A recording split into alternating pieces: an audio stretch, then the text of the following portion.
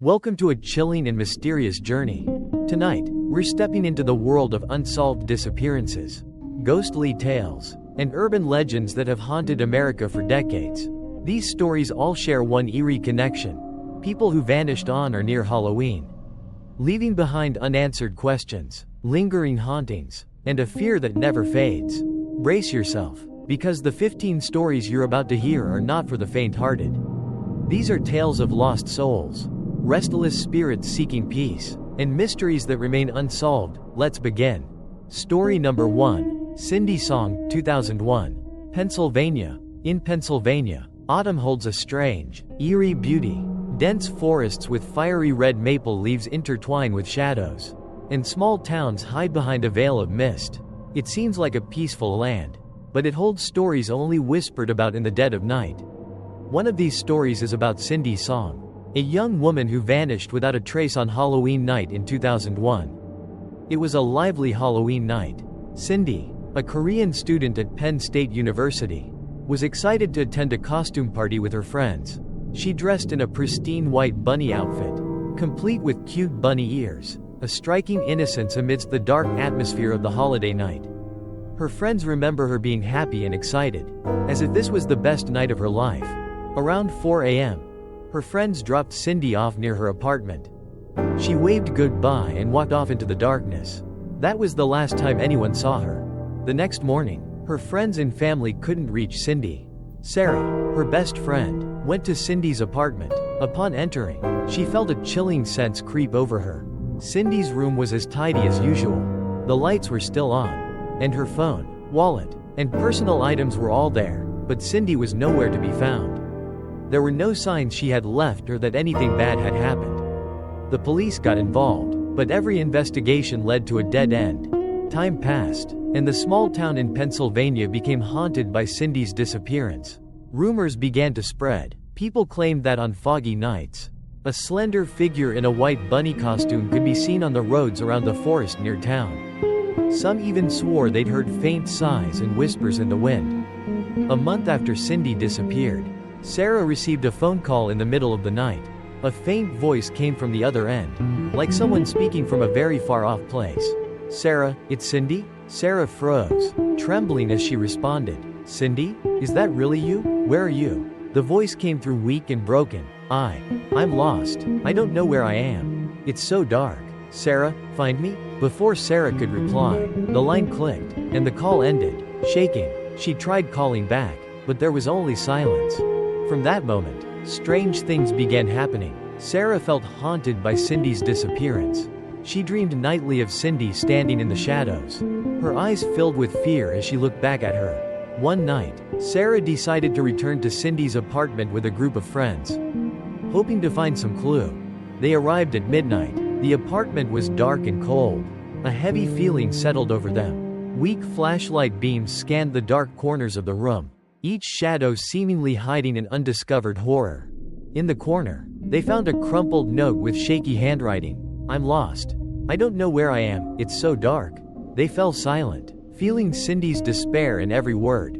Sarah tried talking to Cindy like one friend trying to reach out to the spirit of another. She recited a Korean poem Cindy had loved, hoping that wherever Cindy was, she could hear it. When the poem ended, there was silence, then a whisper in the wind. "Sarah." Sarah froze. The voice was faint but filled with sorrow. Outside the window, in the dense mist, was the figure of a girl with white bunny ears. Sarah rushed outside, calling Cindy's name, but as she drew closer, the figure retreated into the woods, her eyes shimmering with pain and pleading. That night, Sarah realized Cindy wasn't just missing, her spirit was trapped in a dark place, unable to find its way back. The next day, Sarah told others, but no one believed she'd seen Cindy. They insisted it was just her mind playing tricks. But Sarah knew she wasn't mistaken. The haunting memory of Cindy lingered, like a plea for help from a friend lost in darkness. 1 year later, on Halloween night, Sarah and a group of friends decided to go back to the woods. This time better prepared, bringing cameras and recorders. As the night deepened, an eerie chill surrounded them. The insects went silent, and only the rustle of dry leaves remained. Suddenly, the camera trembled, as if someone had touched it. Everyone froze as a hoarse breathing sound came through the recorder. One of them screamed, glimpsing a white figure passing through the mist.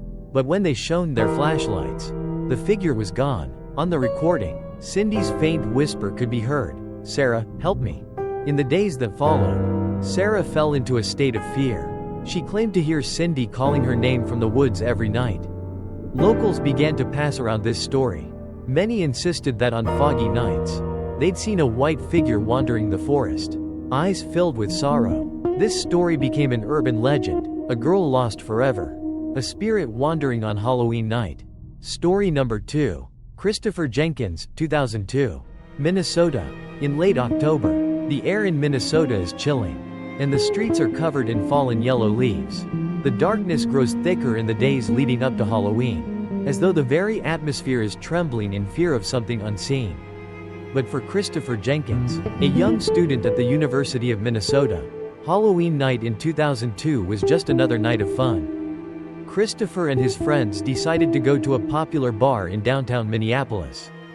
Bustling with people in Halloween costumes, he chose to dress as a Native American, a strange choice. But he wanted something both unusual and eye-catching. As midnight struck, his friends began to leave one by one. He stood outside, alone under dim lights, his breath visible in the cold mist. That was the last time anyone saw Christopher alive. The next day, no one could get in touch with him. His parents, friends, and even those who had seen him at the bar were stunned by his sudden disappearance. The police were called, and an extensive search was conducted, but every effort proved fruitless. Christopher seemed to have vanished into thin air. 4 months later, as winter was ending and the Mississippi River was still frozen, a passerby noticed something strange by the riverbank. A piece of cloth fluttered in the cold wind, emerging from the melting ice. It was the body of Christopher Jenkins. Christopher's body was pulled from the icy waters, still dressed in his Halloween costume. But the eerie part was that his body showed almost no signs of decomposition, as if he had just fallen into the water the night before. The unsettling and inexplicable details led to widespread speculation. No one understood why or how Christopher ended up there. There were no obvious signs of violence, and no clear explanation. Some suggested he was murdered. Others thought he might have taken his own life.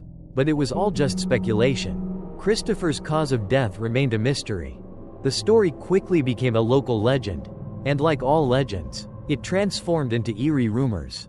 Some claimed they'd seen a figure in Native American attire on cold nights near the riverbank, as though Christopher's spirit was still wandering, searching for answers about his death. A year later, on Halloween night, a group of students decided to take on a challenge. They would go to the Mississippi River at midnight to see if Christopher's ghost truly existed. The group prepared cameras, flashlights, and bundled up against the biting cold. When they arrived, the desolate and quiet scene rendered them silent. Flashlights swept over the snow-covered ground, illuminating the icy river where Christopher's body had once been found. A cold breeze blew through, bringing a heavy and chilling sensation. "Does anyone see anything?" One person broke the eerie silence. "Maybe we're just scaring ourselves." Another laughed nervously, trying to remain calm, but as one of them bent down to pick something up, they noticed a shoe print in the snow, a large print, like that of an adult man, but none of them had feet that size. The group shivered, looking at each other in horror. One of them shone their flashlight toward the river and screamed upon seeing a figure standing in the water. The figure was faint in the mist, but they could make out the Native American costume. Its eyes were hollow, and its arms stretched out as though reaching for someone. Then, before they could react, the figure vanished into the fog. They returned to the dorms in a state of panic, speechless. But that night, each of them had the same nightmare, an image of Christopher standing in the river, calling their names in a hoarse, weak voice. A few days later, one member of the group found a handwritten letter placed right outside their door. The letter was unsigned, and the shaky handwriting suggested the writer was terrified while writing it. The note contained strange words. "I don't know who pushed me into the river, but they will never let me rest." The story quickly spread across the campus. From then on, students avoided the riverbank on Halloween night. It was said that Christopher's spirit still roamed the Mississippi River, unable to find peace. Some even swore they heard his whisper when passing near the area late at night. On cold winter nights, when the river freezes over and the wind howls through the barren trees, a sigh can sometimes be heard. And occasionally, the shadow of a figure in Native American attire appears on the water. A haunting reminder of a mystery that remains unsolved. Story number 3. William, Billy, Dish, 1994. Texas. In the fall of 1994, the small town of Marlow, Texas, like everywhere else, was preparing for Halloween. Houses were draped in fake cobwebs, and grinning pumpkins lined doorsteps, creating a festive yet eerie atmosphere. However, for William, Billy, Dish, a 26-year-old living in town, this Halloween would become an unsolvable nightmare. Billy wasn't the type to enjoy horror or mysteries. He was a simple guy, working at his father's auto shop and spending most of his free time playing baseball or drinking beer with friends. But on Halloween night in 1994, everything changed. Billy vanished without a trace after leaving a party, and no one has seen him since. That night, Billy and his friends attended a Halloween party at Todd's house, a friend in town. The young crowd enjoyed beer and rock music, dancing and laughing in bizarre costumes. Billy, in a simple cowboy outfit, wore just jeans, a leather jacket, and an old cowboy hat. It was the only costume he felt comfortable in. As the night wore on and the alcohol took its toll, Billy found himself stumbling out of Todd's house around 2 a.m. The cold wind cut through his jacket, making him hunch his shoulders and pull his collar up. His friends saw him step out the door, but no one paid much attention. They assumed he was just stepping out for some air or heading home early. But when they left the party the next morning, no one had seen him, and no one received any calls from him. The next morning, when Billy's mother noticed he hadn't come home, she called his father to ask if he had seen him. The auto shop owner said Billy hadn't shown up for work. Days went by, and Billy's family and friends started to worry. They contacted the police, and a large search was quickly organized. The whole town, familiar with every tree and corner, came together to search, but Billy had seemingly disappeared into the Halloween night without a trace. A few weeks later, rumors began to spread through town. Some claimed to have seen the silhouette of a man dressed as a cowboy walking along Mesquite Road late at night, a place no one dared go. Mesquite Road, lined with bare ancient trees and abandoned houses, was infamous for being eerie and haunted. The townsfolk believed something unnatural lurked on that road, and Billy's story only deepened their fear. Lydia, Billy's ex-girlfriend, decided to check out Mesquite Road herself after hearing rumors about the cowboy figure. One late night, she drove to the end of the road, her headlights illuminating dusty, decaying houses. For a brief moment, she thought she saw a figure standing near the last house, the one rumored to be haunted for years. It was a shadowy figure in cowboy attire, standing still as if staring into the void. But when she blinked, the figure was gone. The next day, Lydia told a group of Billy's friends what she had seen. They decided to go to the end of Mesquite Road to investigate. Bringing flashlights and cameras, the group entered the abandoned house, an old wooden structure with termite-eaten walls, shattered windows, and a floor that creaked underfoot. They found a piece of paper lying on the dusty floor, faded and worn. Scrawled on it were the words, "They're here, they won't let me leave." The group shuddered, sensing something hidden in the house. One of them heard footsteps from upstairs. They aimed their flashlights upward, but all they saw was thick darkness. As they neared the stairs, a cold gust of wind swept through, making everyone shiver. They decided to leave, but one of them swore he heard someone whisper his name. Since that night, Lydia never dared return to Mesquite Road, but the story of Billy continued to haunt the town of Marlow. Like a ghost lingering on dark, cold nights, every time someone passed the end of Mesquite Road, they said they felt something watching from the shadows. And each year on Halloween night, some swore they could see Billy's cowboy figure lurking in the trees, his eyes glimmering in the darkness. They say Billy's spirit still wanders there, as though trapped between the worlds of the living and the dead, forever unable to leave the last house on Mesquite Road. Story number 4. Tommy Gibson, 1991. Oregon. The town of Gold Creek, Oregon, is surrounded by dense forests, mist-covered fields, and distant mountains. Since the first settlers arrived, there have been tales of strange occurrences in the woods. But nothing compares to the mysterious disappearance of Tommy Gibson on Halloween night in 1991. Tommy was an adorable boy with wide, round eyes and golden hair. He was only 2 years old, and like most children, he was curious about everything around him. His family lived in a small wooden house on the edge of town, right next to the forest. On October 31, 1991, as the sky darkened, Tommy's mother was busy preparing dinner. The little boy was playing in the front yard, loosely watched by his father.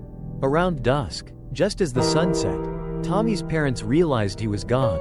They searched around the yard, calling out his name in desperation, but there was no response. The police were summoned, and the entire town of Gold Creek banded together to search for the boy. Residents scoured the forest, searching from streams to mountain trails, but it was as though Tommy had vanished into thin air.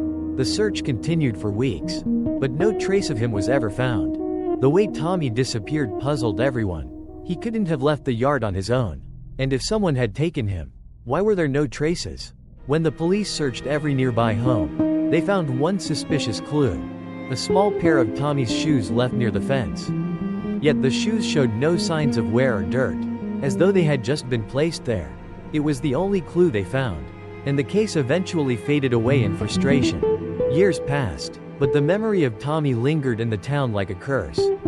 On dark nights, some claimed to see the shadow of a small child wandering near the forest, as though Tommy had never left.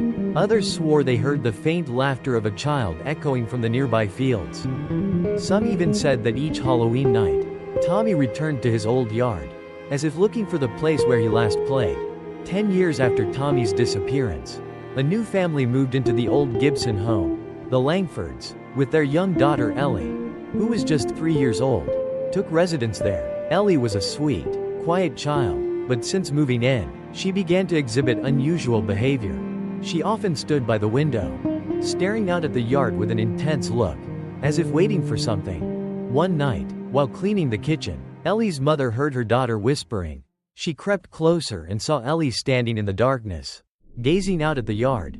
"Ellie, who are you talking to?" she asked. Hiding her fear, Ellie turned, her eyes wide, and whispered, "It's Tommy. He wants me to come out and play with him." A chill ran down her mother's spine, recalling the story of the missing boy. At first, she thought Ellie might have overheard local rumors. But over time, strange things began to happen. Occasionally, Ellie's mother would find small footprints imprinted in the wet grass each morning, leading from the edge of the yard to Ellie's window. Sometimes, she even heard faint laughter coming from the forest late at night. One Halloween night, after the town's festival, the Langfords returned home late. Ellie had fallen asleep in the car, and her parents carried her inside and laid her in bed. However, around midnight, Ellie's mother awoke to an unusual chill. She walked into Ellie's room, only to find her daughter's bed empty. Panicked, she woke her husband, and they searched the entire house. When they stepped outside into the backyard, they found Ellie standing in the middle of the yard, alone in the darkness, the moonlight casting a pale glow on her small face. "Ellie," her mother called. Rushing to embrace her, Ellie looked up at her mother, her eyes distant, as if lost in a dream. "Tommy said I could stay and play," she whispered. The next morning, the Langfords decided to move out. They couldn't bear the haunting presence of the house any longer. But before they left, they found something unsettling on the doorstep: a small, dusty, old pair of shoes. They were Tommy's shoes, the very ones police had found near the fence years ago. Yet strangely, the shoes were still clean, with no signs of wear. After the Langfords left, the house remained empty. Each year on Halloween night, people say they see a faint glow from the backyard, and if they listen closely, they can hear the laughter of a child from the edge of the woods.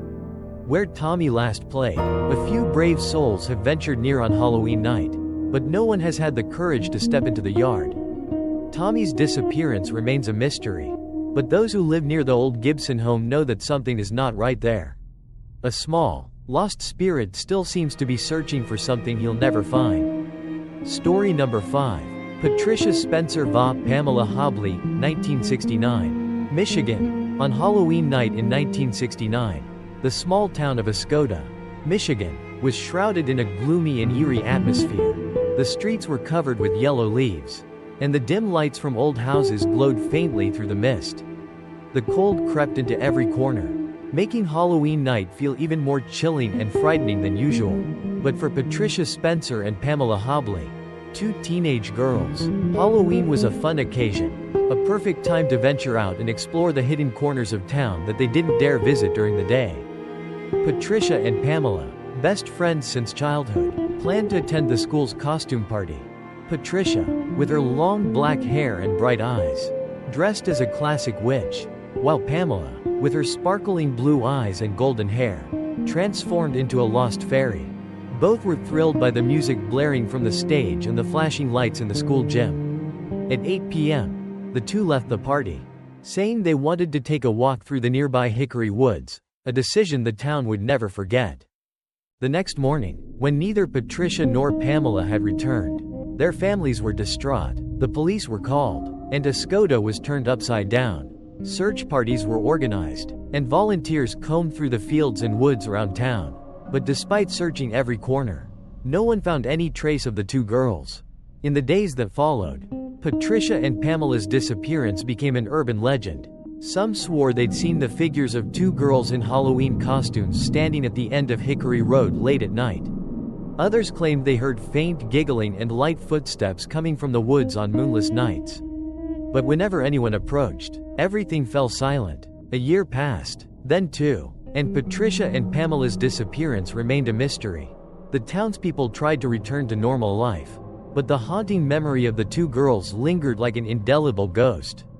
Residents near Hickory Road avoided going out on Halloween night, and no one dared walk through the woods after dark. In 1975, a group of students from a nearby university decided to take on a challenge. They would go to the end of Hickory Road on Halloween night and document what they found.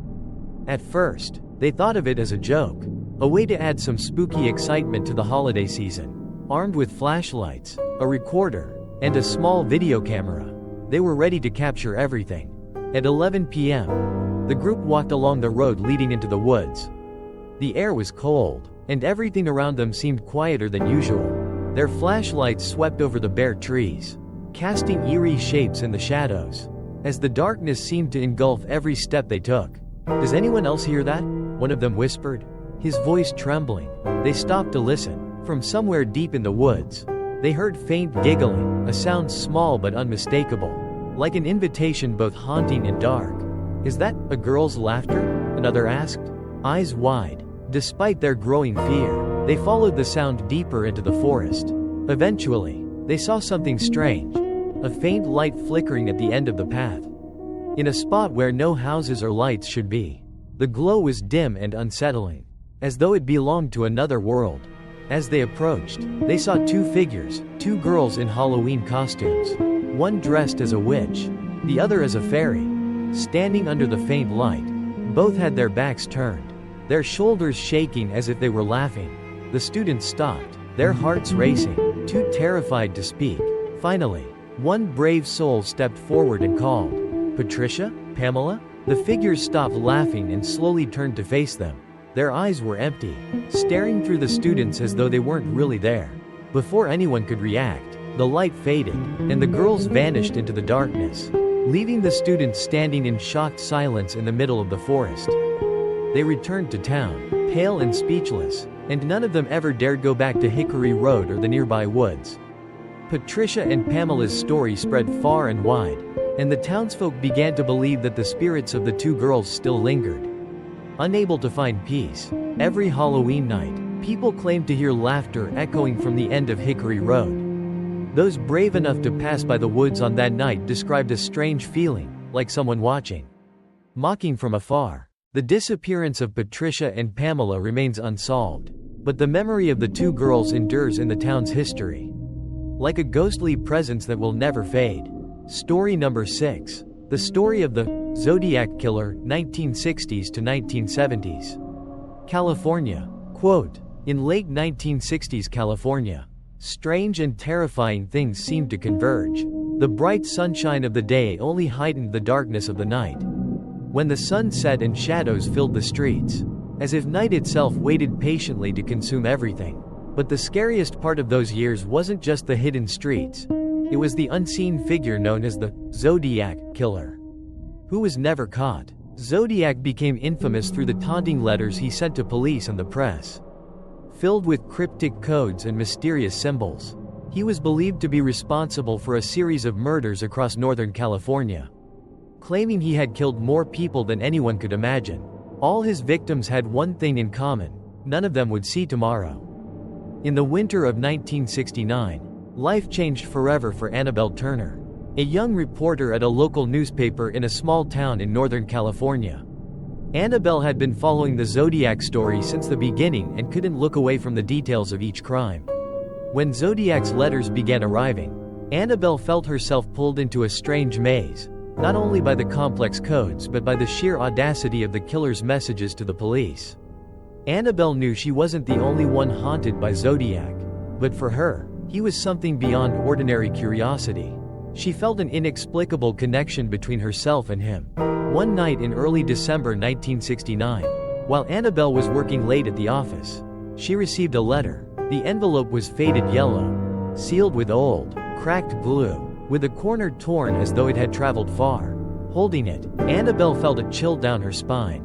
She opened the envelope to find a carefully folded piece of paper inside. On it were strange handwritten lines, similar to the Zodiac letters she had seen in the papers. "Hello, Annabelle," the letter began. "I see you've taken quite an interest in my story. I have a message for you: don't look for me.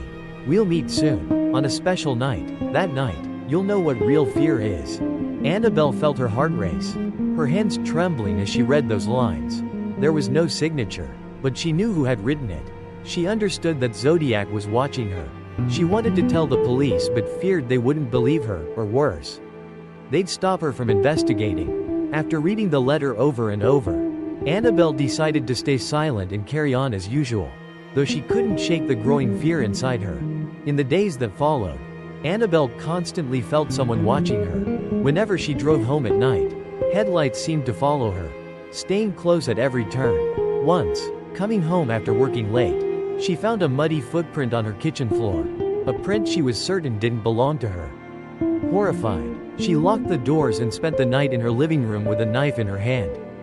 Then, on Halloween night in 1970, something terrifying happened. Annabelle received a call at midnight. On the other end was only heavy breathing. Not a single word. She felt her hands go cold, unable to hang up. After a few seconds of silence, a raspy voice whispered, "We're close, Annabelle. I have a game for you." The call ended abruptly, and then came a knock at the door. The porch light flickered, and thick darkness seemed to swallow everything. She didn't open the door but looked through the peephole, where she saw a shadowy figure. He wore a wide-brimmed hat and a long coat, matching the police descriptions of Zodiac from previous sightings. Annabelle tried to keep calm. She called the police, but by the time they arrived, the killer had vanished. On the doorstep was another letter, sealed. It read, "I'll see you the next night. You'll understand that death isn't the end, it's where we begin." Annabelle couldn't sleep for the following nights. She felt trapped in a nightmare with no way out. Rumors began circulating in town that Annabelle had a connection to Zodiac. She no longer opened her door at night and avoided everyone around her. She was no longer the curious reporter but a person living in constant fear. 2 months later, Annabelle was found in her apartment. The walls were covered with shaky, handwritten lines. "I met him. I saw him." The final letter police found on her desk was also written in Zodiac's handwriting. "We met, Annabelle, and now you'll never forget me." The Zodiac killings remained unsolved, and Annabelle Turner's death became just one more haunting piece of the horrific tale. People say that each Halloween night, when the lights dim, strange whispers echo from Annabelle's old apartment in Northern California. Those brave enough to enter swear they hear a voice saying, "He's still here, he's still watching." Zodiac was never caught, and his final letters remain an unsolved mystery. But one thing is certain: the ghost of Zodiac still lingers in California, haunting the streets, the people, and all who dare to uncover the truth about him. Story number 7. Lisa French, 1973. Wisconsin. Under the cold Halloween moon of 1973. In a small, peaceful town in Wisconsin, 9-year-old Lisa French walked along an empty street. her candy bag dangling from her hand. Lisa wore a black witch costume, her pointed hat slightly tilted over her smooth brown hair, her eyes shining with excitement at the thought of all the sweets she would collect. No one could have guessed that this familiar road would be the place where she disappeared forever. That night, Lisa stopped by a few familiar houses in the neighborhood for trick-or-treating. Her bright smile brought joy to everyone she met. Suddenly, she stopped in front of a dark house, standing alone at the corner of the street, a house most children avoided. It belonged to Mr. Gerald Turner, a quiet and reserved neighbor. Although he wasn't very close to others in the neighborhood, Mr. Turner greeted his neighbors whenever he saw them, and no one thought anything was amiss about him. Lisa gently knocked on the door, the sound echoing in the quiet Halloween night. After a moment, the door slowly opened. In the dim light from inside, Mr. Turner's face appeared with a forced smile, his eyes reflecting something indescribable. He looked at Lisa for a moment, then bent down and whispered something in her ear. No one knows what he said, but Lisa stepped inside, and the door closed behind her. Throughout that night, Lisa's mother waited for her to come home, but there was no sign of her. Worry began to creep in, eventually turning into horror when morning came with still no news of her daughter. The devastated mother called the police, and the entire neighborhood was shrouded in fear and sadness. Groups of volunteers, neighbors, and friends searched every corner, looking for any trace of Lisa. But as Halloween night faded, no one had seen the little girl again. A few days later, Lisa's body was found in a wooded area nearby. The sight left a lasting impression on those who found her. Lisa's innocent face was still there, but her small body was cold, her eyes closed as if unwilling to leave a world she hadn't yet explored. The townspeople had never witnessed something so horrific. News of Lisa's death spread quickly, igniting anger and fear throughout the neighborhood. Parents grew anxious, no longer allowing their children outside alone, especially at night. The incident became an indelible stain on the memory of every resident, leaving the biggest question unanswered: who had taken the life of this innocent child? During the investigation, police began to suspect Gerald Turner. Initial clues were inconclusive, but small details gradually emerged, piecing together a dark picture. People recalled that Gerald lived alone, was somewhat strange, and often avoided socializing with his neighbors. He wasn't fond of children, a fact many had noticed, though no one had imagined he might harm them.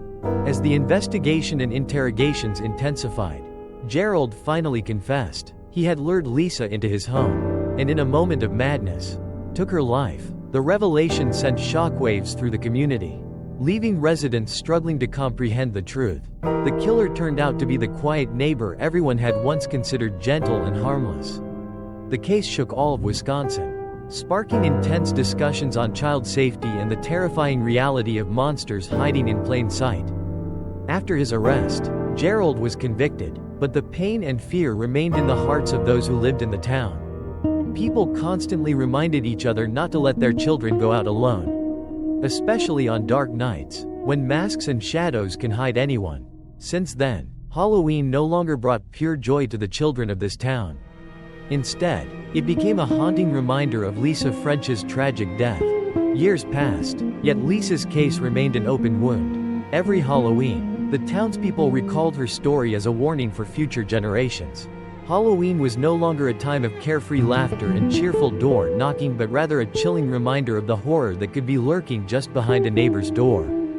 Lisa French's story is more than a crime, it is a symbol of humanity's deep-seated fears.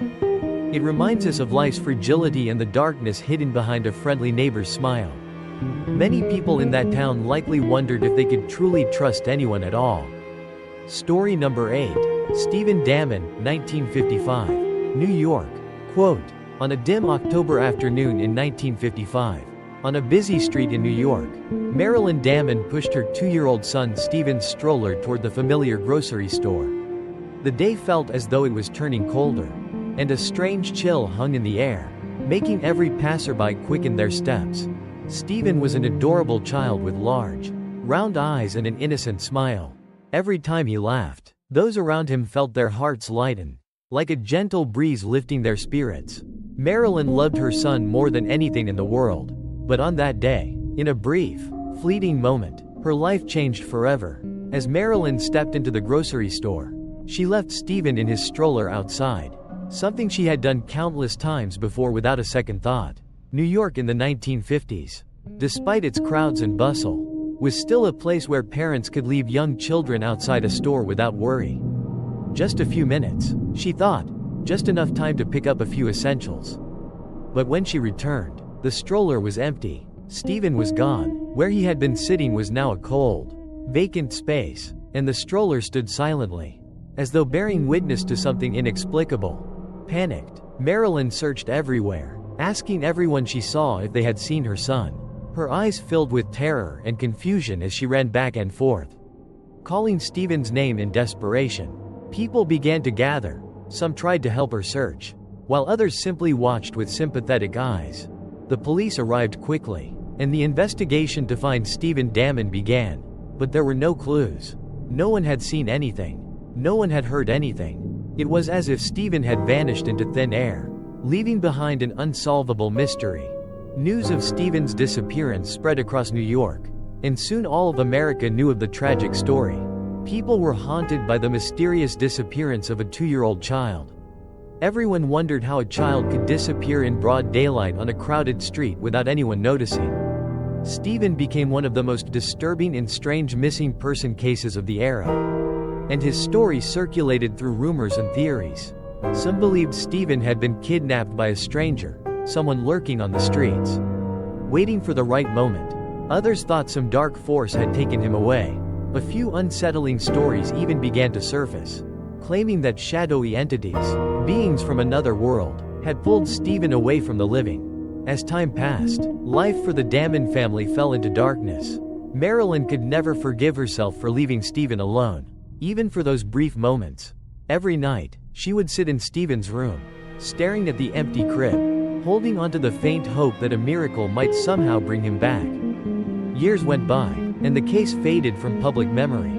But every Halloween, as ghostly tales and eerie legends surfaced again, New Yorkers would recall Stephen's story. They called him the Forgotten Boy, a child who vanished without a trace, leaving an unanswered question, a mystery that no one could solve.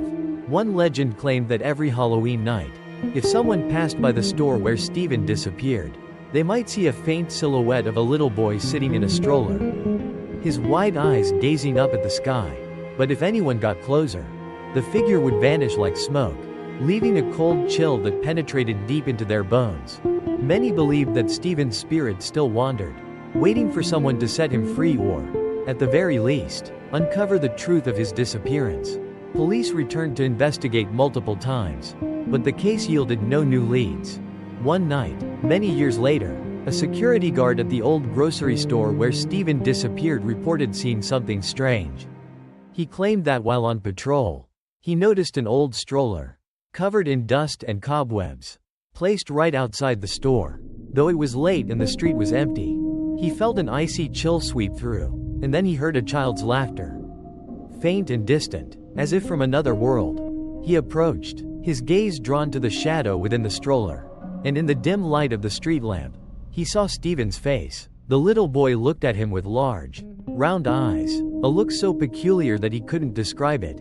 Terrified, he stumbled back, screaming, but when his colleagues arrived, the stroller had vanished, and the street returned to silence. From then on, the stroller became a legend. Every Halloween, curious people came to that street hoping to catch a glimpse of Stephen. They say that if you see the stroller, you might hear the boy's voice whispering, but only the listener can understand the words. The mystery of Stephen Damon remains unsolved. Each year, as Halloween approaches, New York is haunted by the tale of the 2-year-old who vanished. Theories, ghost stories, and rumors about the ghostly stroller continue to spread. Some say that Stephen was taken by an unseen force, a dark power that no one could see. Others believe he is still out there, his spirit trapped, waiting for someone to help him escape the cold and the darkness. Every Halloween night, in the shadows of New York, amid children's laughter and flickering lights, people still look toward that street corner, where the empty stroller and the story of a boy lost in time linger. Forever unsolved. Story number 9. Tommy Gibson, 1991. Oregon.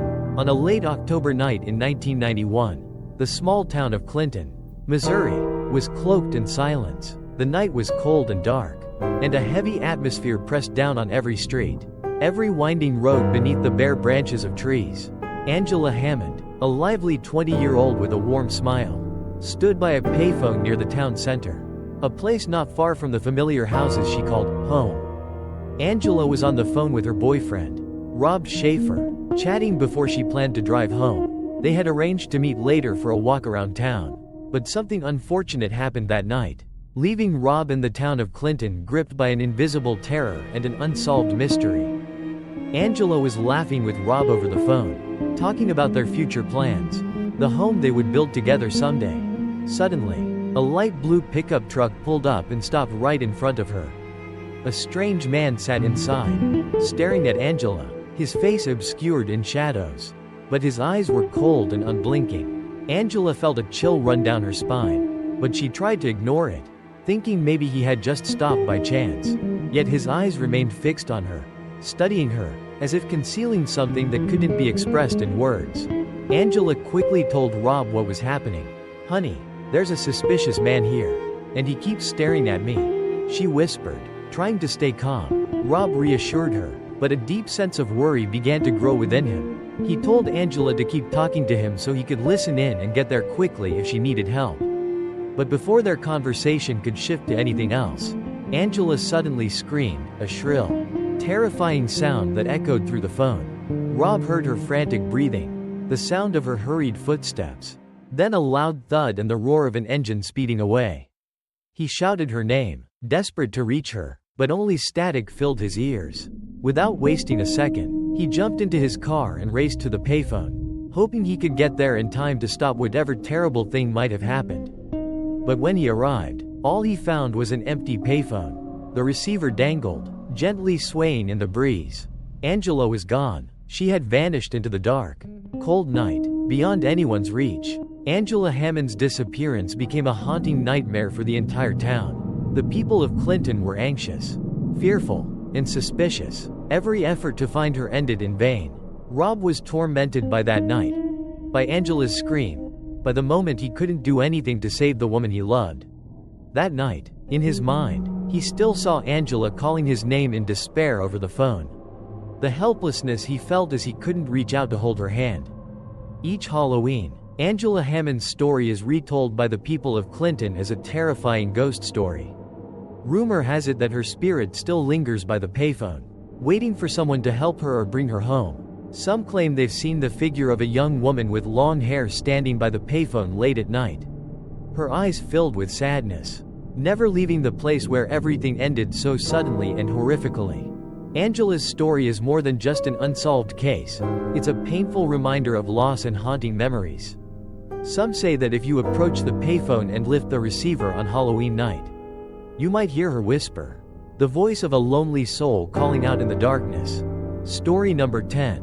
Ronald Tamman, 1953. Ohio. On Halloween night in 1953, under the eerie, chilling atmosphere that blanketed the Miami University campus in Ohio, Ronald Tamman, a young student, sat alone in his dorm room. The dim light illuminated the pages of his book, but his mind seemed far from the words in front of him. The night outside had grown strangely quiet, the laughter of students dressed up somewhere on campus gradually fading until it was gone, leaving an unsettling silence. Ronald was intelligent, reserved, and somewhat of a loner. He was diligent, serious, and rarely took part in student festivities. That night, he seemed to be wrestling with an unease he couldn't put into words. But then, as if unable to bear it any longer, Ronald stood up, walked out of his room, leaving everything behind as if he'd be back in just a moment.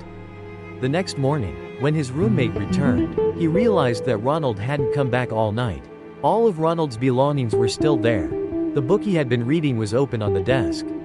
The light was still on, and even his wallet and watch were left behind. His warm coat was neatly hung on a hook, as though Ronald hadn't planned on going far.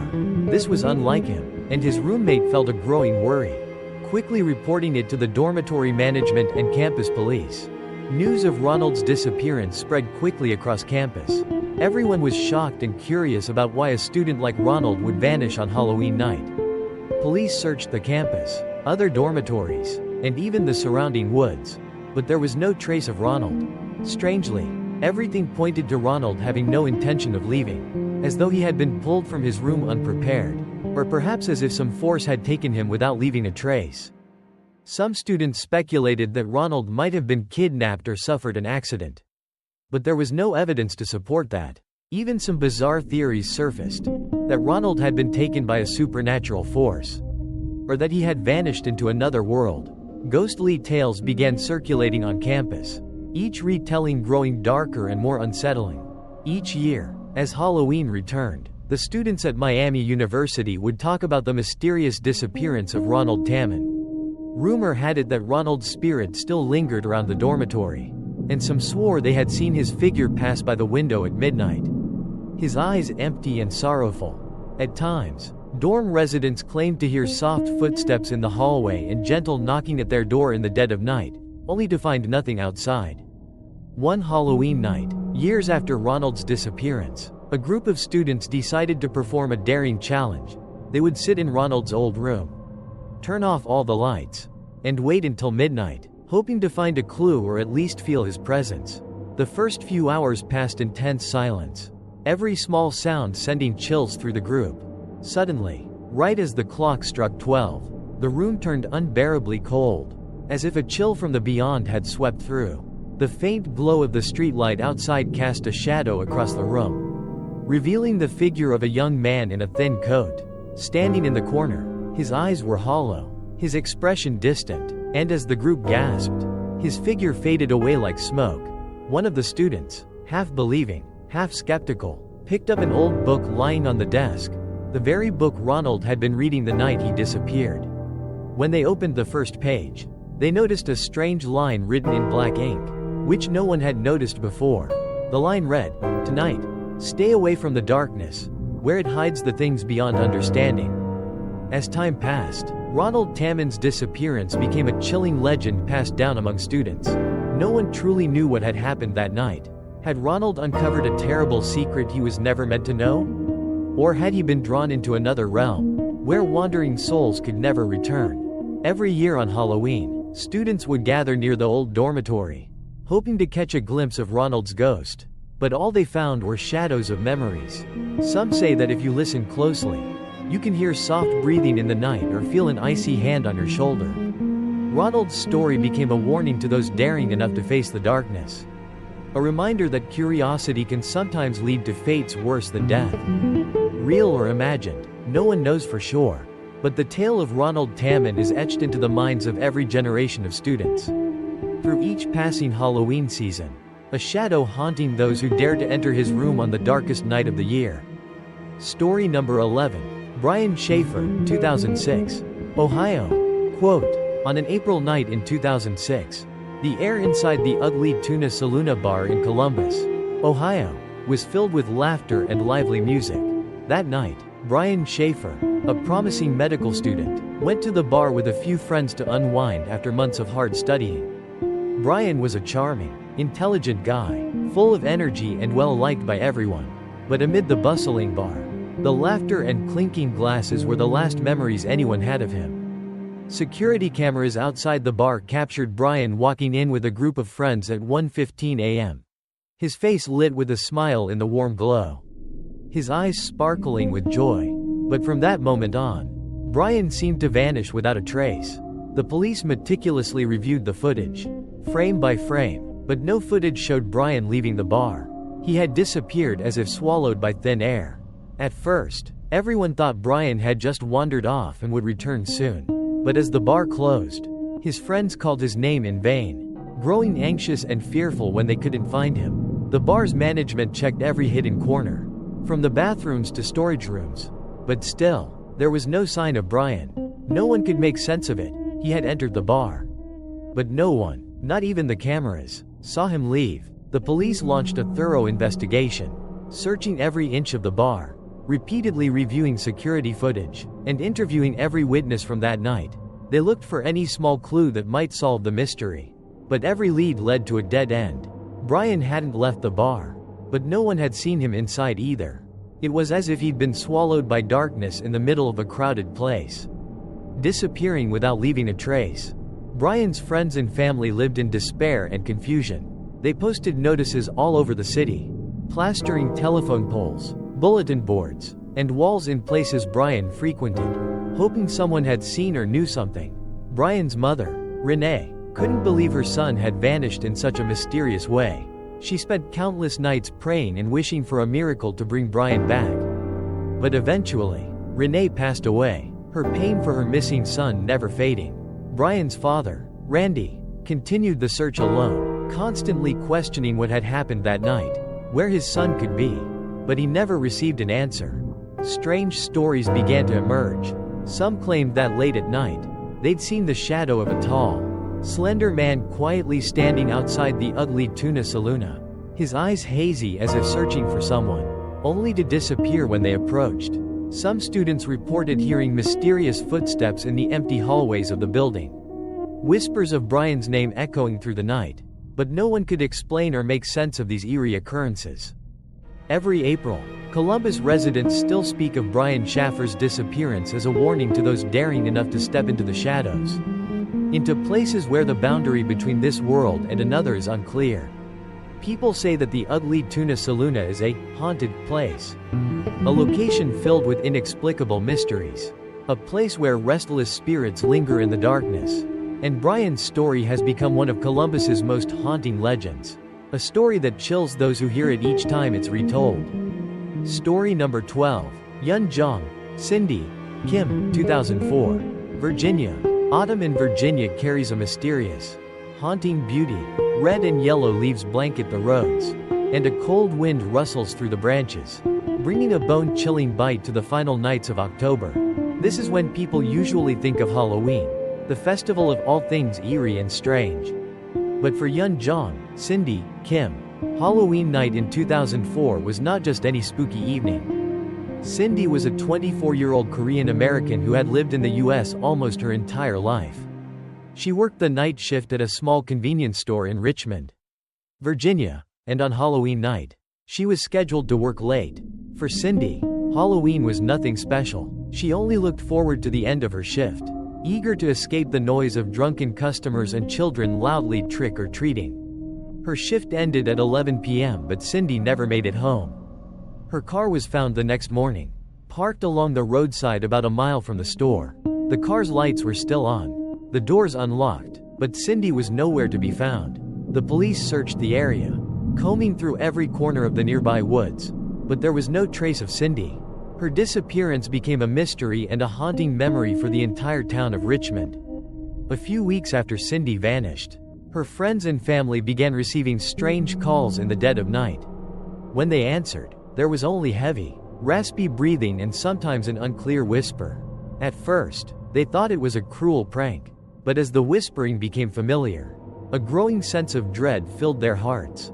People began to believe that the voice sounded just like Cindy's. One night, Cindy's best friend, Sarah, received a call at 3 a.m. when she answered. The faint voice on the other end was one she would never forget.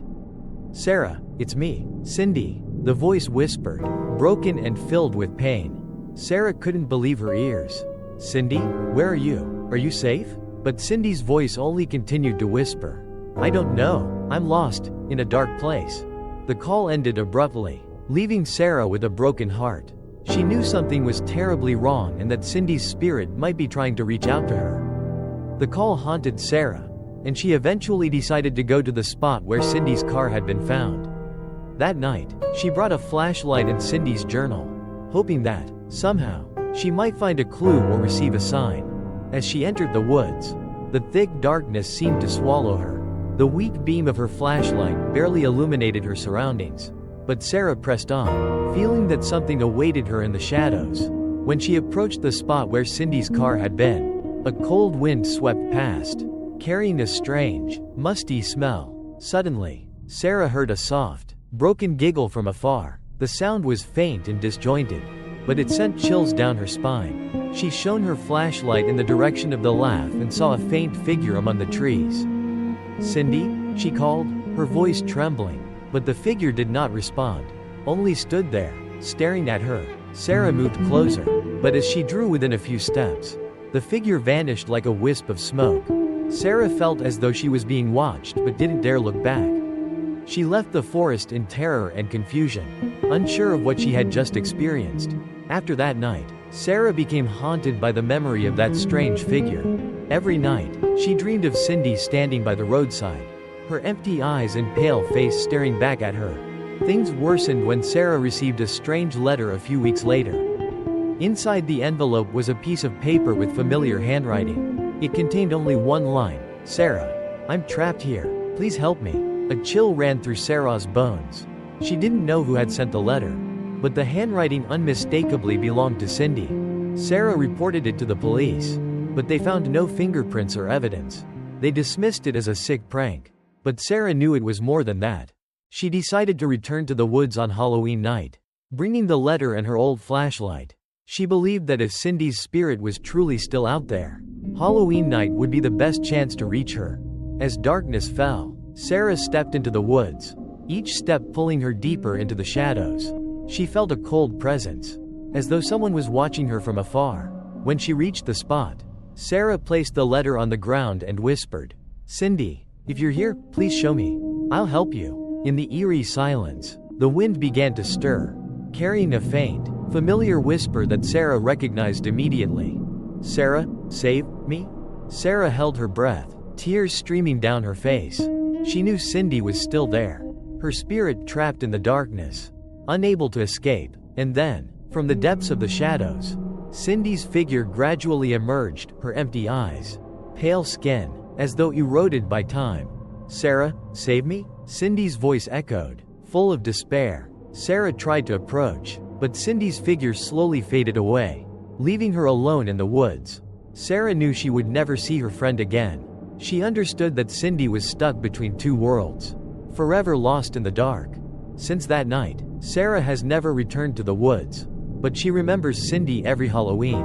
Some locals say that on Halloween night, if you venture into the woods where Cindy's car was found, you may hear her faint whispers, begging for someone to bring her home. Cindy Kim's disappearance remains an unsolved mystery, and those brave enough to enter the woods on Halloween say they can hear whispers in the wind, the voice of a soul who will never find peace. Story number 13. Marvin Clark, 1926. Oregon. In 1926, in a small town in Oregon, the locals experienced a Halloween they would never forget. That night, Marvin Clark, a 75-year-old man, mysteriously disappeared on his way to visit his daughter. He intended to go to her house, less than 3 miles away, but no one ever saw him again. Marvin's disappearance became one of America's most puzzling cases, lasting nearly a century without any answers. For the people of that small town, Marvin Clark's story became a haunting legend, particularly during Halloween. Marvin was a simple man who had spent his whole life in this town. On that fateful day, he wore his best clothes, a long brown coat and a black fedora. He left a note for his wife, saying he'd be back shortly after visiting his daughter. But no one saw him after he stepped into the twilight of that evening. As the sun set and darkness enveloped the town, Marvin seemed to be swallowed by the night. No trace of him was ever found, leaving only emptiness and unanswered questions. Year after year, Marvin's disappearance turned into a story people shared each Halloween. Every child in town grew up knowing the tale of the man who walked into the darkness and never returned. Rumor had it that Marvin's spirit still lingered on the road to his daughter's house. Some claimed that on Halloween night, if you walked that road, you might hear his slow, shuffling footsteps or catch a glimpse of an old man with a cane, wandering and searching for his way home. In 1956, exactly 30 years after Marvin vanished, a group of young men from town decided to test their courage by walking along that road on Halloween night. The darkness was thick, and the air was eerily still. As they passed dry, ancient trees, the wind whispered through the branches like ghostly voices. Suddenly, one of them stopped, shining his flashlight onto a spot on the path, where a faint footprint had just been made, as though someone had walked there moments ago. "It looks like someone just passed through here," one of them whispered fearfully. They raised their flashlights and saw, in the distance, the figure of an old man wearing a long coat and a fedora. Slowly walking through the darkness, he moved with heavy steps, as though searching for something.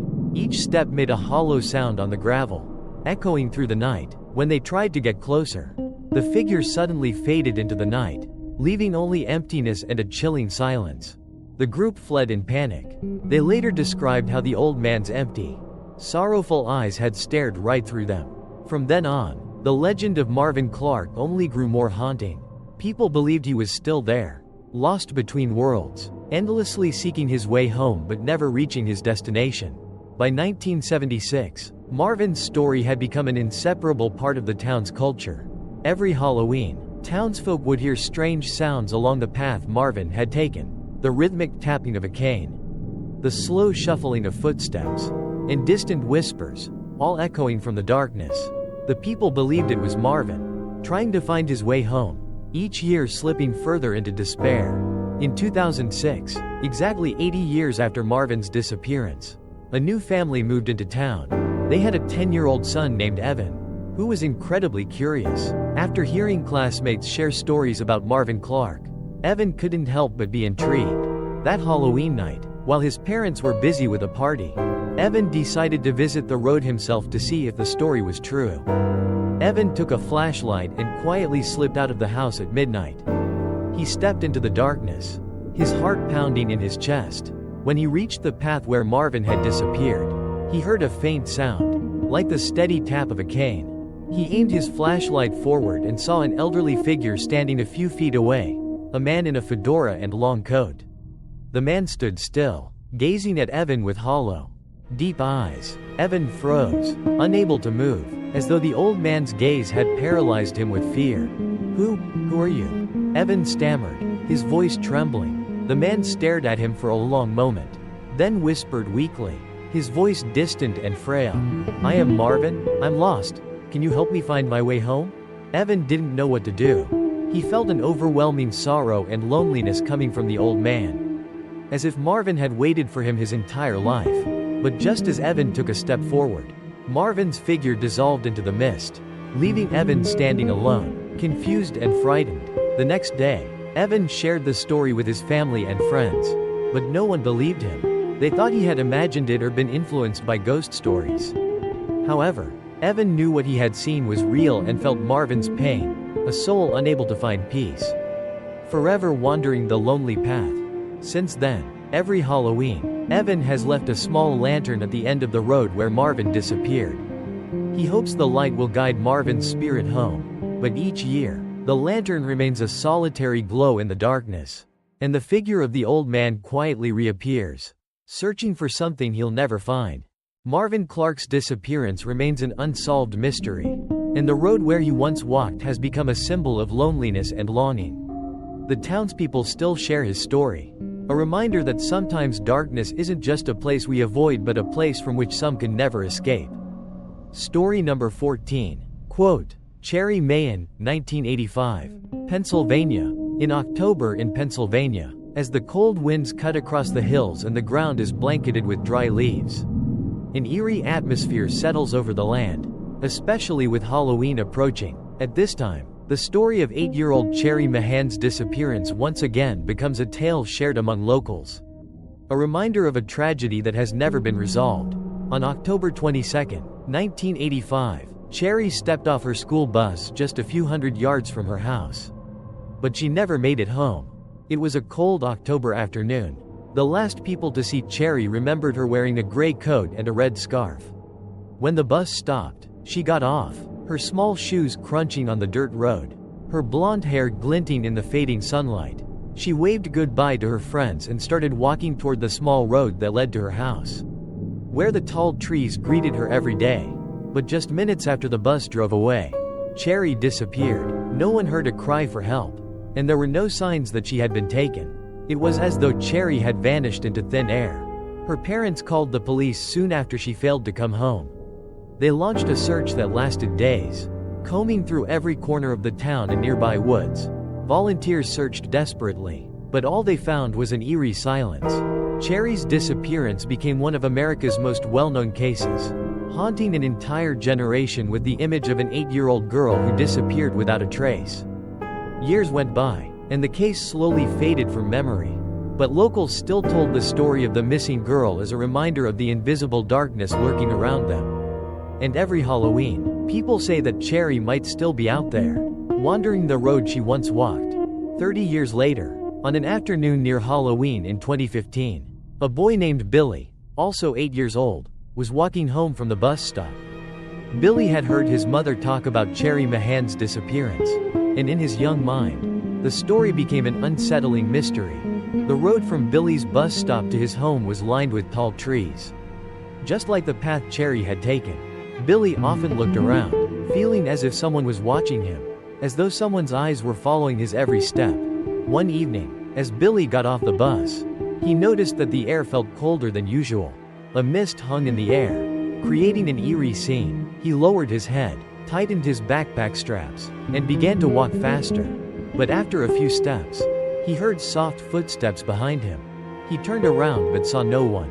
Fear crept into his heart, and he started to run.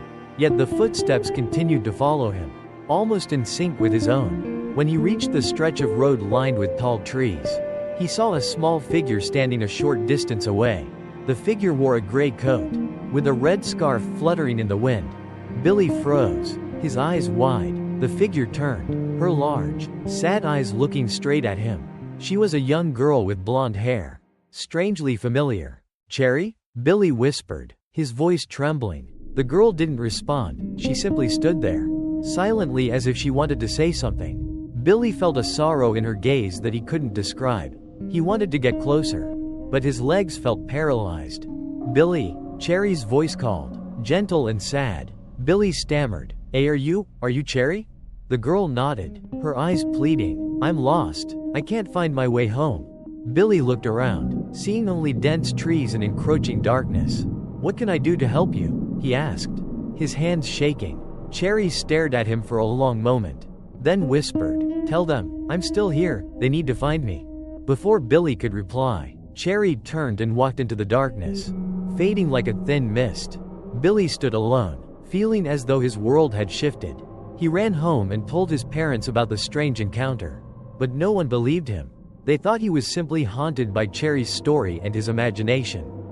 But Billy knew what he saw was real. Every afternoon afterward, he would leave a small flower at the spot where he had seen Cherry, a quiet prayer for her spirit. And each Halloween, as darkness covered the road home, he felt someone watching him, a small figure with a red scarf fluttering in the breeze.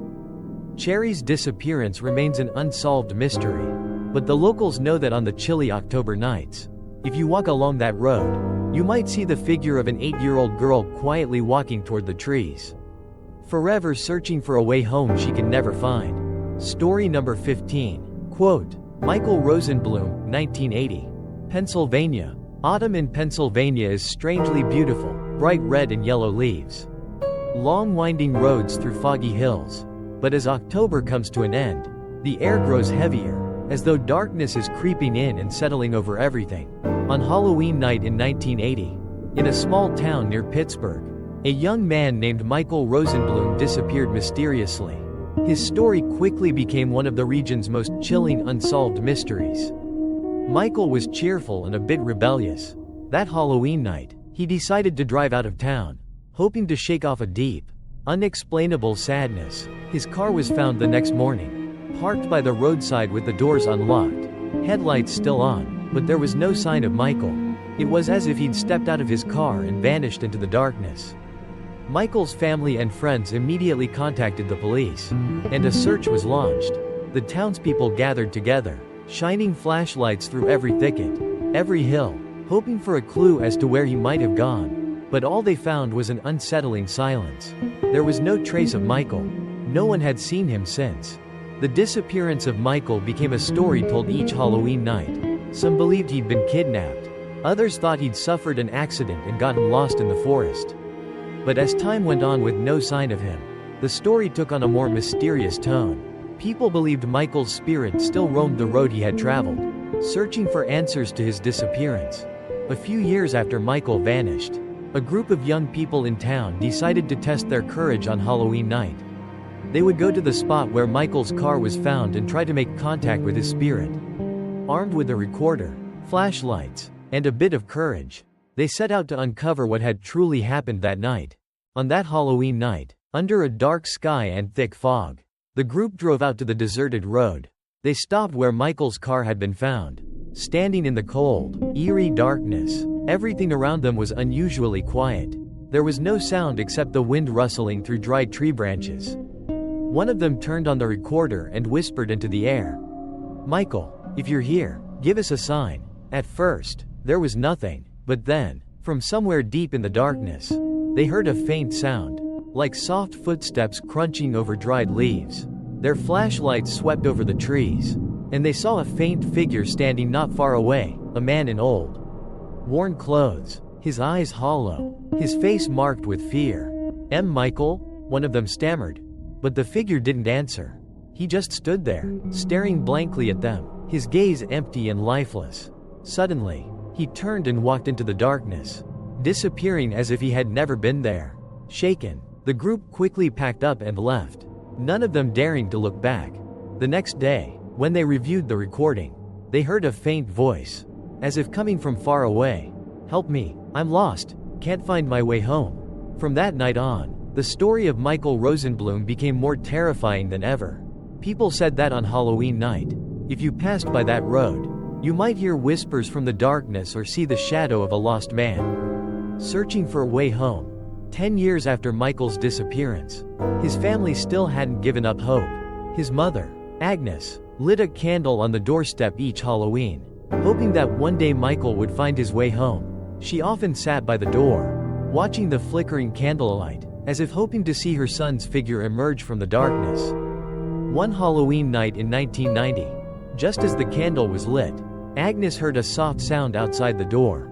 She opened it, and a cold wind swept through, carrying the scent of damp earth and old wood. She stepped outside, and in the dim glow of the candle, she saw a small footprint pressed into the ground. The footprint faced toward the woods, in the direction of the road Michael had taken on his final night. Her heart pounded, and she called her son's name. "Michael, is that you?" Only silence replied, but she knew, she could feel his presence. From that night on, Agnes believed that Michael's spirit was still somewhere nearby, a man forever lost in the dark. Time passed, and Michael's case remained unsolved, but his story became part of the town's fabric. Every Halloween, people placed a candle where Michael's car had been found, a prayer for his soul to find peace.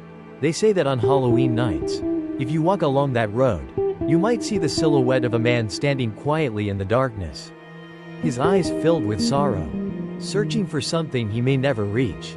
These 15 mysterious stories of disappearances and supernatural phenomena remind us that sometimes the darkness can conceal secrets that may never be revealed. The stories of Marvin, Cindy, Michael, and many others are not just rumors. They're painful memories for families and mysteries etched deeply into the hearts of communities for decades. Remember, on Halloween night, be cautious of what lurks in the shadows, for they may still be there, searching for answers or someone to guide them home. Thank you for joining us tonight. Wishing you a safe Halloween, and don't forget, sometimes the scariest thing is what we cannot see.